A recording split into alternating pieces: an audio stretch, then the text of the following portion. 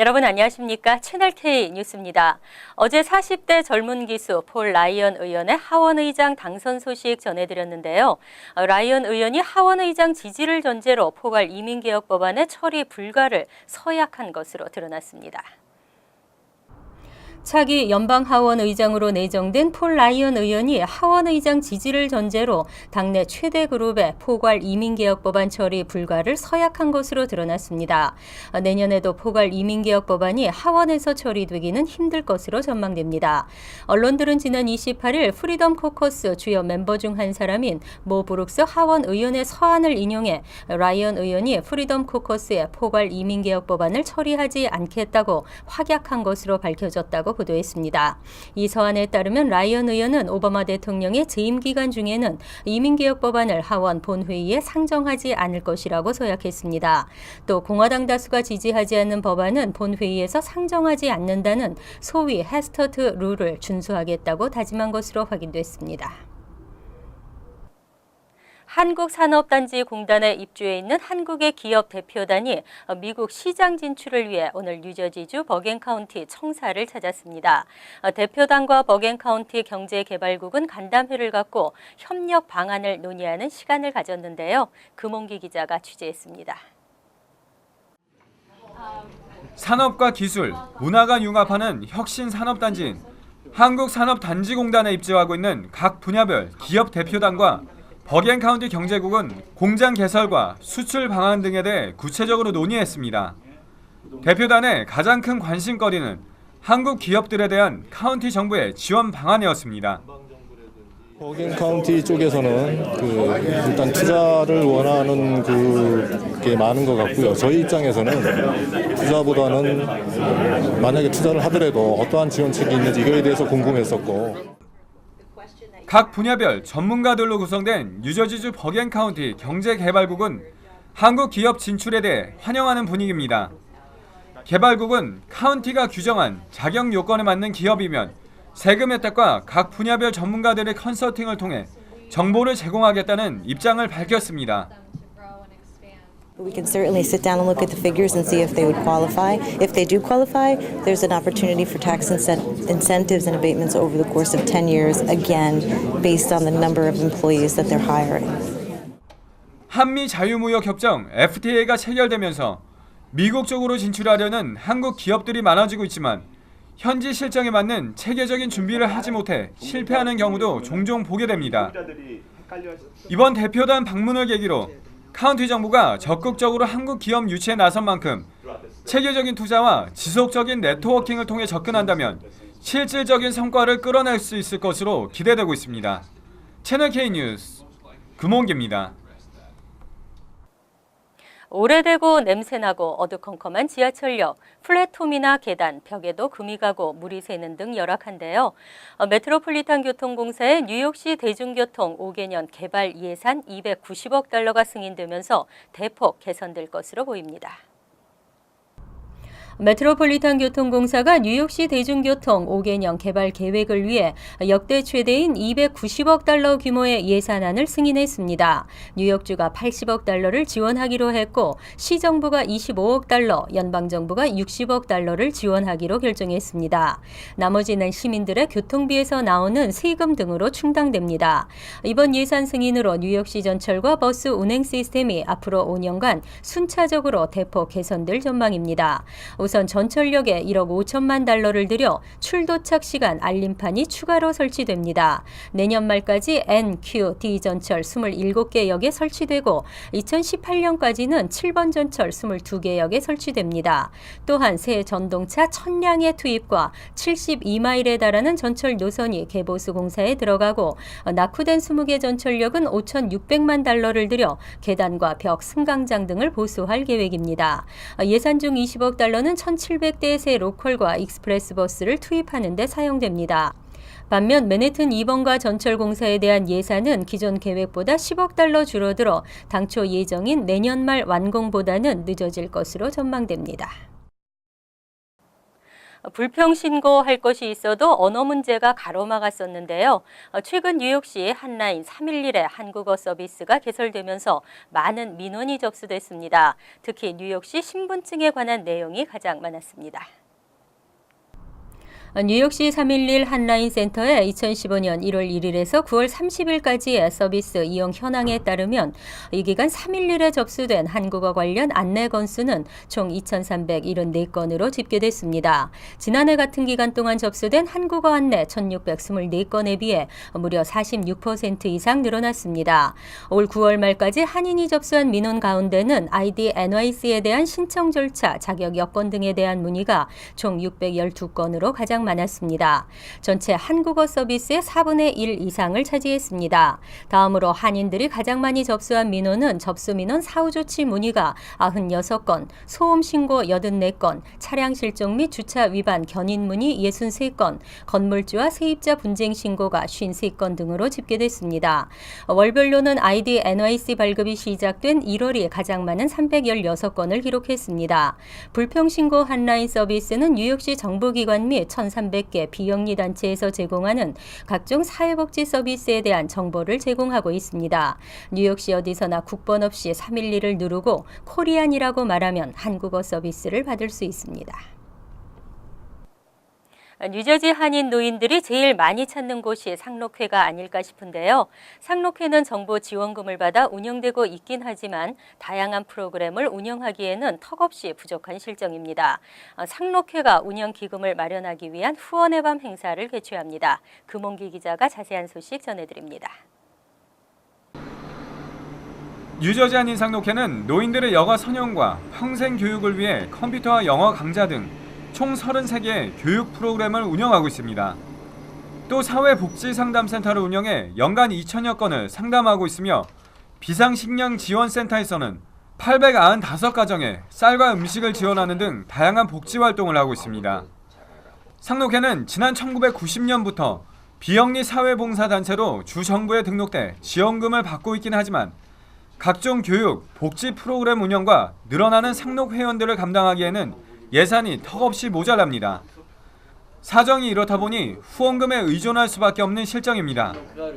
상록회는 매년 후원의 밤 행사를 열어 부족한 예산 문제를 해결하고 있는데 무엇보다도 한인들의 관심과 후원이 필요해 보입니다.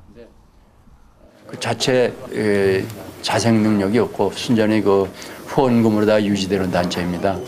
그러면서도 해마다 그 운영을 하다가 연말이 되면은 재정적 압박이 옵니다. 올해 6번째를 맞는 뉴저지 한인 상록회 후원의 밤은 오는 11월 14일 토요일 저녁 6시부터 팰리세이즈팍 파인플라자 4층에서 열릴 예정입니다. 채널K 뉴스 금홍기입니다. 사이버 외교사절단 반크가 일본군 위안부 문제를 다룬 유튜브 동영상 세상을 변화시키는 위대한 날갯짓을 만들어 공개했습니다. 동영상 제목처럼 작은 정성들이 모여 세상을 변화시킬 날이 오겠죠?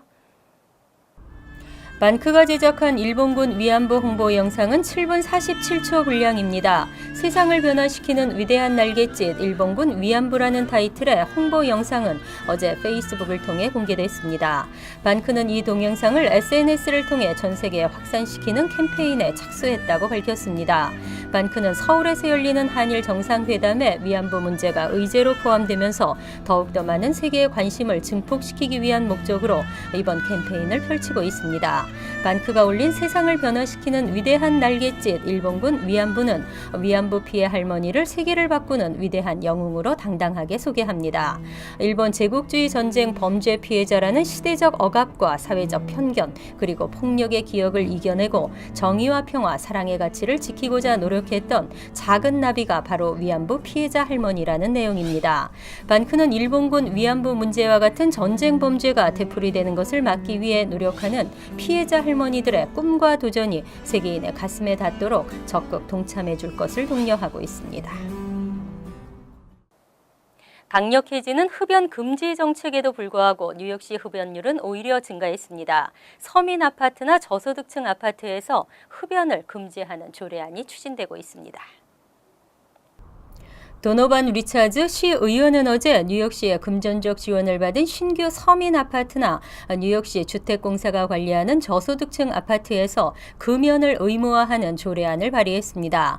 금전적 지원은 대출이나 세금 크레딧, 감면 등의 혜택을 의미합니다.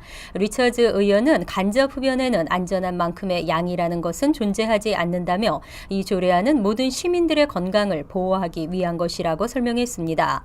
특히 납세자들의 세금이 투입된 건물에서 거주하는 세입자라면 더욱 그렇다라고 덧붙였습니다. 또 시의회는 그동안 식당과 공원 등에서 흡연을 금지하는 조례안을 승인했다며 이 조례안은 마이클 블룸버그 전 시장의 금연 정책보다 더 강력하다고 강조했습니다. 뉴욕시는 지난 2002년 술집과 식당에서 2011년에는 시립공원이나 해수욕장 등 공공장소 흡연을 금지시켰습니다. 하지만 여전히 뉴욕시 흡연율은 상승하는 추세를 보이고 있습니다. 시 보건국에 따르면 성인 흡연자는 16.1%로 지난 2010년 14%보다 2%포인트 증가한 것으로 나타났습니다. 치료에 앞서 예방이죠. 특히 뇌수막염은 주의하지 않으면 쉽게 전염될 수 있고 진행 속도가 빠른데도 진단은 어려워 심각한 병입니다. 내년부터 뉴욕주에서 중고등학생의 뇌수막염 백신 접종이 의무화됩니다. 안드류 쿠오모 주지사는 공사립 학교에 상관없이 뉴욕주 모든 7에서 12학년 학생을 상대로 뇌수막염 백신 접종을 의무화하는 법안에 서명했습니다. 법안은 즉시 발효돼서 현재 6에서 11학년 학생을 비롯해 내년에 7에서 12학년이 되는 학생들은 뇌수막염 백신 접종 기록을 학교에 제출해야 합니다. 뇌수막염은 수막 구균에 의해 뇌에 염증이 발생하는 급성 감염병입니다. 뇌와 척추를 둘러싼 막에 염증을 일으키는데 기침이나 재채기 등 호흡기 분비물을 통해 전염됩니다. 또 감염되면 진행 속도가 빠르지만 진단이 어렵기 때문에 치료 시기를 놓치면 뇌 손상 등 심각한 후유증을 일으킬 수 있습니다. 질병통제예방센터는 예방을 위해서는 11세 또는 12세에 백신 접종을 해야 한다고 권고했습니다. 또 16세에 다시 한번 백신 촉진제를 맞아야 제대로 효능을 발휘한다고 덧붙였습니다. 이번 법안을 발의한 앨런 건더 의원은 백신 접종을 의무화하는 것은 훌륭한 정책이고 결국 어린이들을 위한 좋은 치료제와 같다고 밝혔습니다. 뉴욕시 보행자 사망 사고가 심각한 수준으로 나타났습니다. 교통사고 사망자 수가 매년 300명을 넘어서고 사망자의 절반 이상이 보행자인 것으로 조사됐습니다. 뉴욕시 보건국이 어제 공개한 보고서에 따르면 뉴욕시에서는 연간 평균 340명의 주민들이 교통사고로 사망하고 있습니다. 지난 2000년 당시 뉴욕 시내 거주자 교통사고 사망률이 인구 10만 명당 4.5명이었던 것에 비해 2013년에는 10만 명당 3.5명으로 서서히 감소 추세를 보이고 있지만 여전히 적지 않은 숫자입니다. 특히 지난 2009년부터 2011년 사이 발생한 교통사고 사망자 가운데 55%는 보행자였고 나머지는 차량 운전자 13%, 모터사이클 운전자 13%, 승객 12%, 자전거 운전자 7% 순으로 집계됐습니다. 같은 기간 미 전역에서 발생한 교통사고 사망자 가운데 절반이 차량 운전자였고 보행자는 13%에 불과한 것과 비교하면 뉴욕시 교통체계가 보행자에게 특히 위험한 것으로 분석되고 있습니다. 교통사고 사망자들의 성별 분포를 보면 남성 사망자가 인구 10만 명당 4.9명꼴로 여성에 비해 3배가량 많았습니다. 연령별로는 65세 이상 노인 사망자가 10만 명당 6.9명으로 가장 높았고 지역별로는 스태튼 아일랜드 지역이 인구 10만 명당 4.1명으로 사망률이 가장 높았습니다. 이어서 LA 지역 한인사회 소식입니다. 올해 한인 최초 LA 시의원, 주 하원 의원이 줄줄이 탄생하며 한인 정치력의 위상이 갈수록 높아지고 있습니다. 이번엔 강석희 전 얼바인 시장에 이어 죄인 킴 샌프란시스코 시의원이 캘리포니아 주 상원 의원의 도전장을 내밀었습니다. 김지은 기자가 공식 기자회견에 다녀왔습니다. 강석희 전 어바인 시장과 제인 김 샌프란시스코 시의원이 오늘 한자리에 모였습니다. 캘리포니아주 상원 의원 출마 선언을 위해서입니다. 이번 한인 후보들의 상원 의원 도전은 지난 1966년 한인 정치 이민사의 한 획을 그은 알프레드 송 주 상원 의원 이후 50년 만입니다. 내년에 이제 주 상원 선거가 있게 되는데 정말 어떻게 보면은 우연인지 피해인지 모르지만 50년 만에 우리 한인 그 주상원 후보들이 북가주, 남가주 이렇게 그 지금 출마를 하고 있습니다. 26살에 샌프란시스코 최연소 교육위원 자리에 오르고 지난 2010년 샌프란시스코 시의원에 당선된 제인김 후보. 김 후보는 건물주의 서민 세입자 강제 퇴거 금지법을 통과시키고 최저임금 인상과 서민 주택 공급 등 소외계층의 권익 보호에 힘써왔다며 그동안 쌓은 경험과 리더십을 바탕으로 상원 당선을 이끌겠다고 밝혔습니다. This is really an opportunity to actually double the presence of Korean American leadership on behalf of the state of California. California is not just one of the largest economies in the United States, but it's actually one of the largest world economies. 오늘 기자회견에 참석한 한미민주당협회의 진킴 회장도 나날이 발전하고 있는 한인 커뮤니티의 위상을 실감하고 있다며 한인 정치력 신장을 위해선 커뮤니티의 적극적인 지지가 필요하다고 당부했습니다. Someone who again worked in the halls of Congress, and for all folks here who worked in government, we know how important that is. To have someone there who represents our voices and the voices of all their constituents and make sure that their needs and concerns are brought to the forefront. 두 후보는 상원에 당선된다면 아시안 커뮤니티 정치력 신장을 위한 차세대 정치인 탄생에 힘쓰고 소외계층의 권익 보호, 하이텍 기업 유치로 인한 지역구 경제 발전은 물론 한국과 캘리포니아주의 교역 강화에도 주력할 것이라고 밝혔습니다. 캘리포니아주 상원의원에 도전한 두 후보는 한인을 넘어 아시안계의 정치력 신장에 있어 또 한 번의 쾌거를 이루기 위해 내년 6월 예비선거를 위한 선거 캠페인에 박차를 가할 예정입니다. TVK 뉴스 김지은입니다. 월드리포트입니다. 최근 미국행 항공기에서 아이를 출산해 화제를 모은 대만 여성이 있었는데요. 하지만 환호와 박수 속에 출산한 이 여성이 왜 미국에서 추방당했을까요? 지난 8일 대만에서 미국 LA로 향하던 비행기 안 태평양 한가운데 9,000m 상공에서 새 생명이 탄생한 순간 승객들의 박수가 터져 나옵니다. 아기를 받아 안은 한 승무원은 감격에 겨워 울음을 터뜨립니다. 이륙 후 6시간 만에 일어난 기적 같은 출산의 1등 공신은 간호사로 분한 승무원들과 신혼여행을 마치고 귀국하던 미국인 의사였습니다. 하지만 단 한 번도 출산을 경험한 적이 없는 새내기 의사. 승무원들과 함께 식은 땀을 흘려야 했습니다. It was very difficult. We had to work under very constraining circumstances. 아기가 태어나긴 했지만 결국 비행기는 항로를 변경해 알래스카 앵커리지에 비상 착륙했고 산모와 아기는 병원으로 옮겨졌습니다. So I just thought it was an amazing experience. I mean, to see someone giving birth right in front of me. I mean. 그런데 열흘 뒤 금이 환영할 법한 기적의 산모는 외투로 얼굴을 가린 채 대만 공항에 들어섰습니다. 아기의 미국 시민권을 얻으려고 원정 출산을 계획한 사실이 드러나 미국에서 추방된 겁니다. 조사 결과 임신 36주였던 산모는 임신 32주 이상은 탑승이 안 된다는 점을 알고 헐렁한 옷으로 배를 가린 채 30주라고 속였습니다. 게다가 이륙 직후 진통이 시작됐는데도 알리지 않았습니다. 비행기가 미국 영공에 들어설 때까지 출산을 하지 않으려 버틴 겁니다. 说这个妈妈居然还在问到说接近美国了没有？接近美国太明显了啦. 엄마의 계획대로 아기는 미국 시민권을 얻는데 성공했습니다. 하지만 항공사 측이 항로 변경에 따른 손해배상 청구 소송을 낼 것이라 밝혀 피해 비용 3,500만 원과 여론의 문매는 피할 수 없게 됐습니다. 간추린 소식입니다.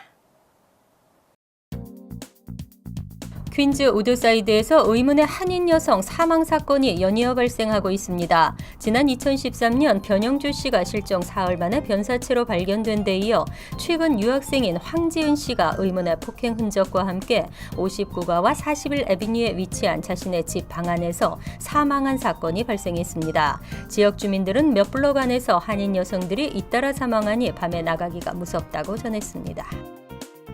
지난 여름 한국 청소년 수련 캠프에 참가했던 뉴저지 한인 14살 김모군이 또래 학생으로부터 폭행을 당해 중태에 빠졌던 사실이 뒤늦게 알려졌습니다.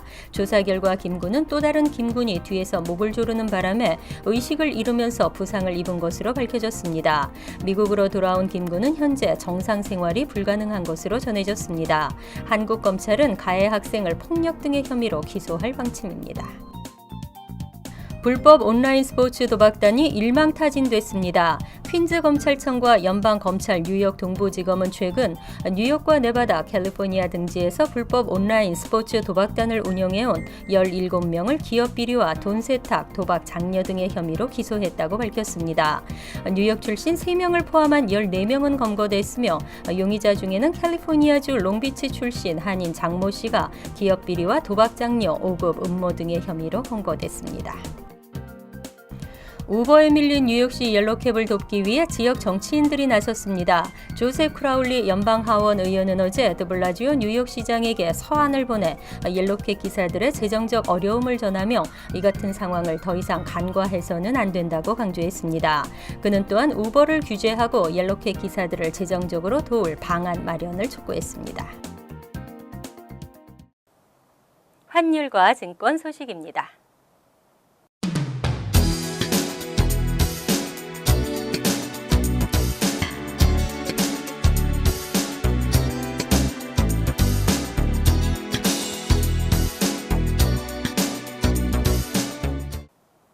이어서 날씨입니다. 토요일은 간간히 흐리고 대체로 맑은 날씨이지만 쌀쌀하겠습니다. 낮 최고 기온은 55도, 섭씨 13도, 밤 최저 기온은 46도, 섭씨 8도로 예상됩니다. 일요일은 간간히 흐리겠고 소나기가 내릴 수도 있습니다. 월요일은 대체로 맑겠지만 한두 차례 흐리기도 하겠습니다. 화요일은 맑고 화창하겠으며 포근하겠습니다.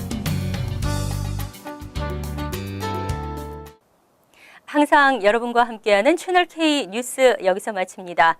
올해 썸머타임은 오는 11월 첫째 주 일요일인 1일 오전 2시에 해제됩니다. 편안한 하루 되시기 바랍니다.